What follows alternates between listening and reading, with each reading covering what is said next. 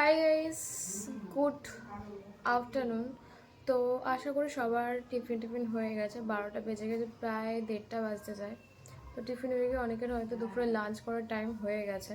তো সেম আমারও। তো কি হয়, সকালবেলা খাবারটা কেন খাওয়া হয়? যাতে শরীরে বল আসে, তাই তো। তো যথারীতি আমিও শরীর বল আসার জন্য খাবারটা খাই। সবাই তাই করে, যাতে অসুস্থ না হয়ে পড়ে। সকালবেলা ঘুম থেকে উঠে সবাই মর্নিংয়ে একটু ব্রেকফাস্ট করে, যাতে সবাই দিনটা ভালোভাবে যায়, সুস্থভাবে থাকতে পারে। খাবারটা গেলে সে ভালোভাবে চলতে ফিরতে পারবে।